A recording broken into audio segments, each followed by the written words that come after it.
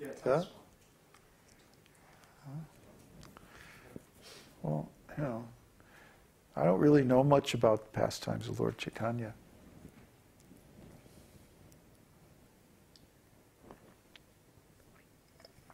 You have to ask a specific question. It's not going to inspire me. You know, it's like, please tell us all about God. Go read the Bhagavad-gītā. You know, I'm not here to entertain you. I'm here to instruct you. So, you know, asking a pointless question like that is not very, doesn't indicate very good intelligence. You know, far better was that other question about Vishnu Sahasranam and about the Tota Gopinath. That was a really good question, because that inspires a whole recollection of a specific pastime. You know, just tell me your favorite pastime. That's like, what's your favorite flavor of ice cream? It's a trivial question. It's like, it doesn't give you anything, and it doesn't do anything for me either. It's just like a waste of time. Why even bother with such a superficial question? You know, it's better that we chant and just finish the darshan if nobody has any questions. We need searching, probing questions, you know, provocative questions, evocative questions.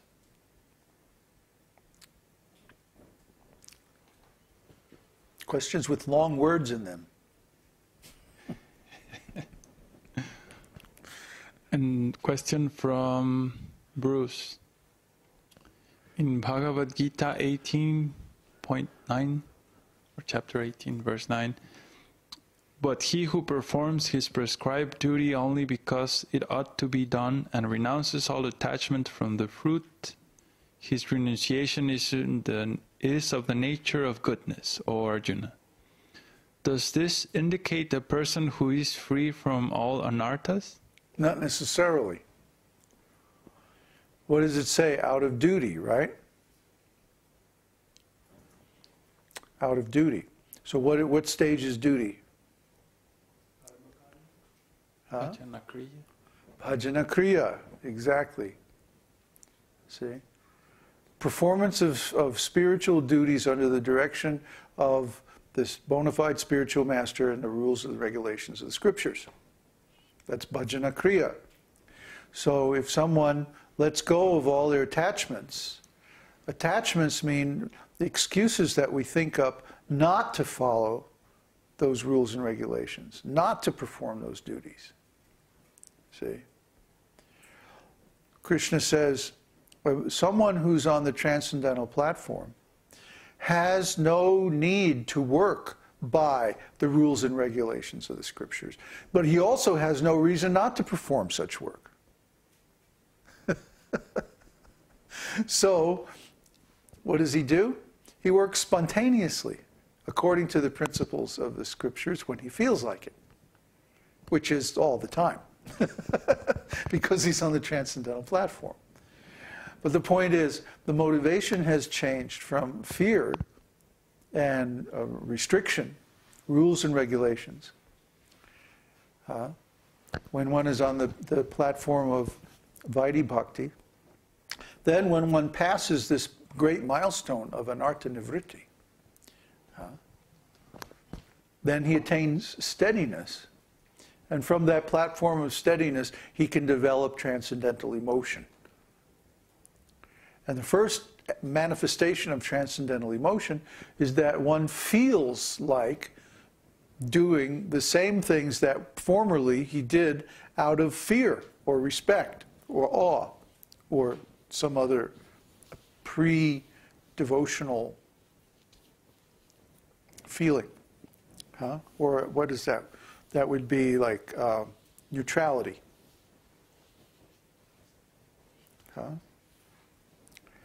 The mode of goodness is the best of the material modes. But it cannot give you more than neutrality devotional service in neutrality. You see? Because you have to follow so many rules and regulations. There's still an element of fear. I don't want to fall down. I don't want to make an offense. I don't want to, create some sinful reaction by doing something wrong. See? So the motivation at that stage is still based on fear. So how can one love, see, if there's still a feeling of fear or feeling of awe and reverence? So at that stage, one is in the mode of goodness. But then there's another stage, the transcendental stage, which is beyond that, where one goes beyond the rules and regulations, but does not break them either. It's transcendental. See, it doesn't follow our material logic. That's why Krishna also says the activities of one in the transcendental stage are very difficult for anyone to understand. The activities of a devotee, the activities of a self-realized soul are very difficult to understand.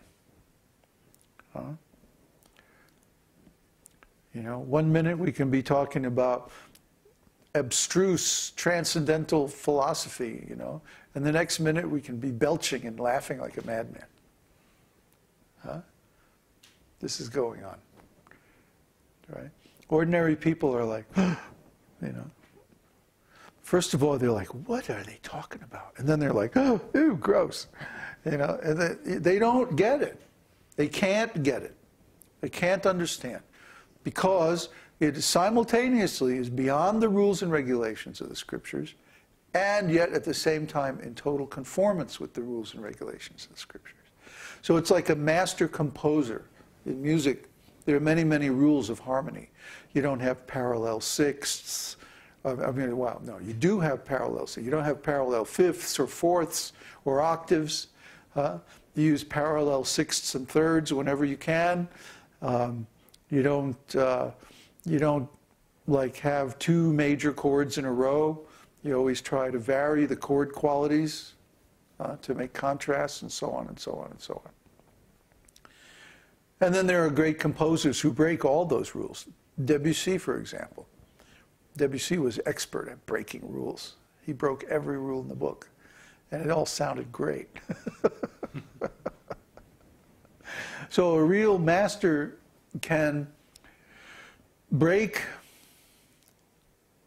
the phony rules or the rules for neophytes.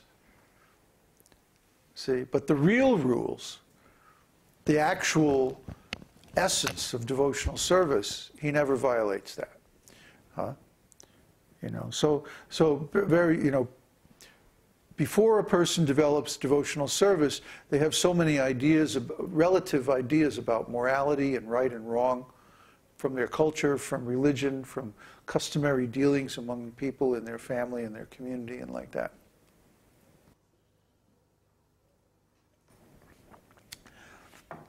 And they think that these are very important because they have no other principle of discerning right and wrong. But actually, there's a higher principle. I like to quote that verse. Dharman hi sakshad bhagavat pranitam. It's from the Upanishads. That God alone can give the actual essence of dharma or religious conduct. So whenever Krishna speaks principles of religion, he always does so from the platform of consciousness.